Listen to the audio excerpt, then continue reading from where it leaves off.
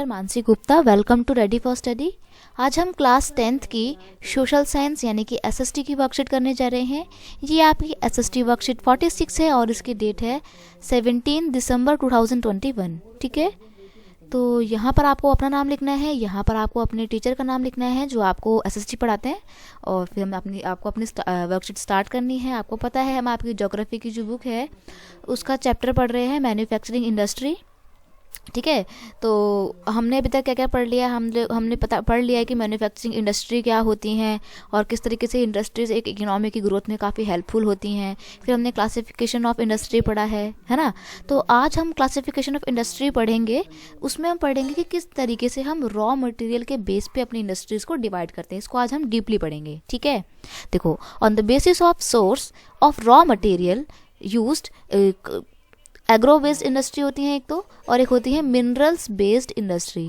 अब देखो, agro based industry वो इंडस्ट्री होती है जिसमें जो हम रॉ मटेरियल इस्तेमाल करते हैं ना, वो एग्रीकल्चरल प्रोडक्ट ही होता है। मतलब खेती करके उगाया हुआ जो भी सामान होता है उसको ही हम कच्चे माल के तौर पे इस्तेमाल करते हैं। ठीक है, अब देखो, जैसे आपका हो गया कॉटन इंडस्ट्री, तो कॉटन इंडस्ट्री में हम आपका क्या इस्तेमाल करते हैं, कपास जो होती है उसका इस्तेमाल करते हैं। और कपास की तो खेती होती है ना पूरी बाकायदा, कॉटन की पूरी आपकी वो होती है, क्रॉप होती है ना। तो इस तरीके से आपकी एग्रो बेस्ड इंडस्ट्री है ये। अगर बात की जाए शुगर इंडस्ट्री की, तो शुगर कैसे बनती है, शुगर केन से बनती है, गन्ने से बनती है, और गन्ने की क्या होती है, खेती होती है ना। और सिमिलरली जूट के साथ भी यही हिसाब किताब है, जूट की भी खेती होती है, और फिर वही जूट जो है निकाल के लाते हैं, मतलब इस्तेमाल करके बैग्स वगैरह बना के आपको मिलते हैं। ठीक है, तो ये तो हो गई आपकी एग्रो बेस्ड इंडस्ट्री।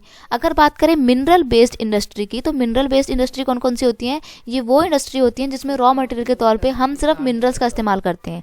जैसे कि आपका हो गया आयरन, हो गया आयरन एंड स्टील इंडस्ट्री। इसमें रॉ मटेरियल के तौर पे हम आयरन का और स्टील का इस्तेमाल करेंगे जो हम माइनिंग करके निकालते हैं ज़मीन के अंदर से। ठीक है, एल्यूमिनियम स्मेल्टिंग यानी कि जो एल्यूमिनियम जो होता है उसको पिघलाने की जो पूरी इंडस्ट्री होती है, एल्यूमिनियम पिघला के अलग अलग मटेरियल बना के बेचा जाता है, वो इंडस्ट्री।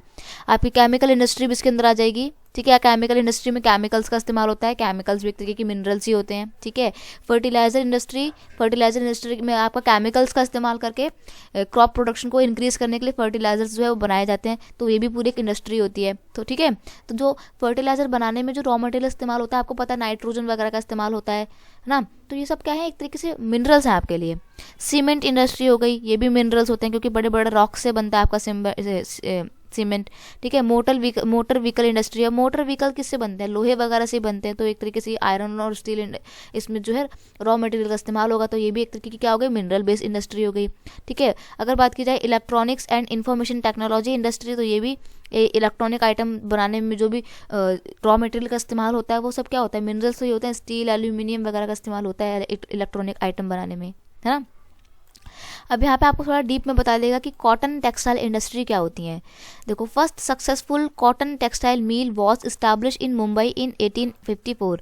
अब देखो, सबसे पहली बार कॉटन की जो इंडस्ट्री लगाई गई थी इंडिया में, वो मुंबई में लगाई गई थी, महाराष्ट्र मुंबई में 1854 में। ठीक है, Mahatma Gandhi led emphasise on the spinning of yarn and wearing khadi to the so that weavers could get employ.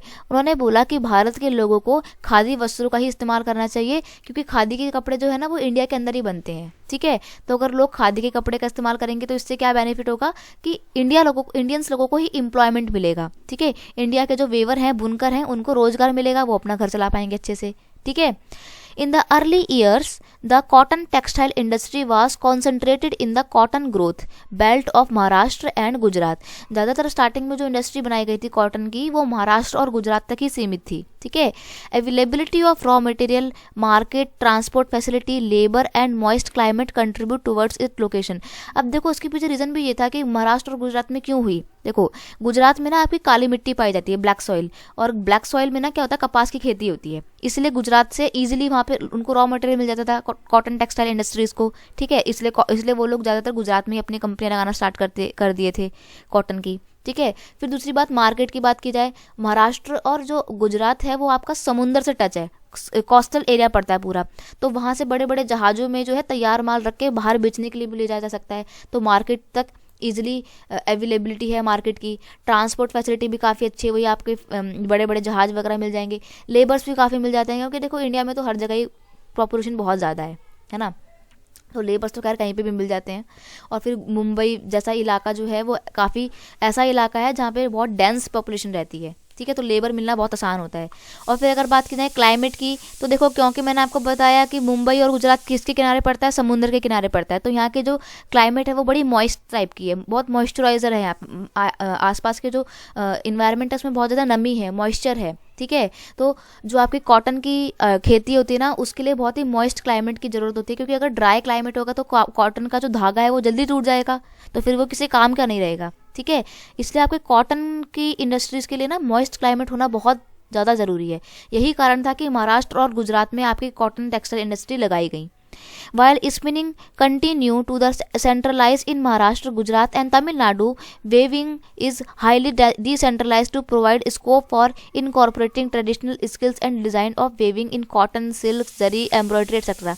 देखो हालांकि जो है ये आपके सेंटर जो है वो महाराष्ट्र, गुजरात और तमिलनाडु थे, लेकिन फिर भी अगर वेविंग की बात की जाए, बुनकर की बात की जाए, तो बुनने का काम तो बहुत ज़्यादा जगह पे होता था, मतलब बहुत डिसेंट्रलाइज था बुनने का काम, क्योंकि इंडिया के छोटे मोटे एरिया में भी लोग जो है इस बुनाई का काम करते थे और उसमें फिर एम्ब्रॉयडरी वगैरह हो रही थी। तो राजस्थान वगैरह में एम्ब्रॉयडरी का काम काफ़ी अच्छा होता है, जयपुर में बहुत ज़्यादा अच्छा काम होता है एम्ब्रॉयडरी का, ठीक है। तो वेविंग के लिए तो हर जगह आपको डिसेंट्रलाइज सेक्टर मिल जाएंगे, लेकिन इंडस्ट्री की स्टैब्लिशमेंट की बात आती है तो महाराष्ट्र और गुजरात उसमें सबसे आगे थे, ठीक है। अब आपको यहाँ पे वर्कशीट तो इतना था, अब 2 क्वेश्चन दिए हुए हैं। Right the short note on the cotton textile industry, तो कॉटन टेक्सटाइल इंडस्ट्री पे आपको एक शॉर्ट नोट लिखना है, और फिर है describe the minerals based industry. तो आंसर ये रहे, right a short note on cotton textile industry, तो ये शॉर्ट नोट है आपका, यहाँ से कॉपी कर सकते हैं। First successful cotton textile mill was establish in Mumbai in 1854।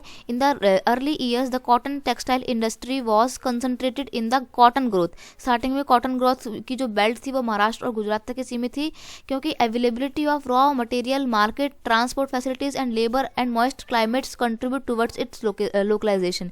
और उसके पीछे रीज़न ये था कि ये सब चीज़ें जो है महाराष्ट्र और गुजरात में बहुत ही प्रचुर मात्रा में अवेलेबल थी, ठीक है। नेक्स्ट क्वेश्चन क्या है आपका, describe the minerals based industry. तो मिनरल्स बेस्ड इंडस्ट्री को आपको एक्सप्लेन करना है। तो देखो कौन कौन सी होती हैं, एक तो iron and steel industry. Iron and steel industry is a basic industry and is the backbone of industrial development of any country. देखो जो आपकी आयरन और स्टील इंडस्ट्री होती है ना, ये किसी भी कंट्री की इकोनॉमी की बैकबोन होती है, क्योंकि अगर आप बात करो इलेक्ट्रॉनिक आइटम्स के बनाने की, तो वो भी तो स्टील और आयरन से ही बनता है ना। तो हर जगह देखा जाए तो ये एक बहुत ही बेसिक इंडस्ट्री है जो सबको अपना रॉ मटेरियल प्रोवाइड करती है, ठीक है। Chemical industry, it contribute approximately 3% of India's GDP. India के जीडीपी में केमिकल इंडस्ट्री का 3% जो है योगदान है। Fertiliser industry, it is centred around the production of nitrogen, phosphorus, ammonium, phosphorus and complex fertiliser जो है वो जो मैंने आपको सब्सटेंस बताए इनका इस्तेमाल करके बनाए जाते हैं। तो ये भी काफ़ी इंपॉर्टेंट आपकी मिनरल्स इंडस्ट्री है, क्योंकि ये सब जो मैंने आपको कंपोनेंट के बाद नाम बताया ये सब क्या है, मिनरल्स हैं। Cement industry, this require limestone, silicon, aluminium and gypsum as raw material. तो ये सीमेंट इंडस्ट्री क्या होती है, बड़े बड़े रॉक्स वगैरह से तोड़ के आपका सीमेंट बनाया जाता है। तो बड़े बड़े रॉक एक तरीके से हमारे लिए मिनरल्स हैं, ठीक है। तो इसीलिए आपकी सीमेंट इंडस्ट्री को भी हम मिनरल बेस्ड इंडस्ट्री में शामिल करते हैं। तो बस आपकी वर्कशीट इतनी थी, सिर्फ 2 ही क्वेश्चन थे। आई होप आपको ये वीडियो अच्छा लगा होगा। अगर वीडियो अच्छा लगता है तो उसे अपने दोस्तों के साथ और क्लास ग्रुप में शेयर कीजिए, वीडियो को लाइक कीजिए और कमेंट करके बताना कि वीडियो कैसा लगा। और अगर चैनल पर नए हो तो सब्सक्राइब करना मत भूलना। मिलते हैं नेक्स्ट वीडियो में, तब तक के लिए thank you so much, bye bye.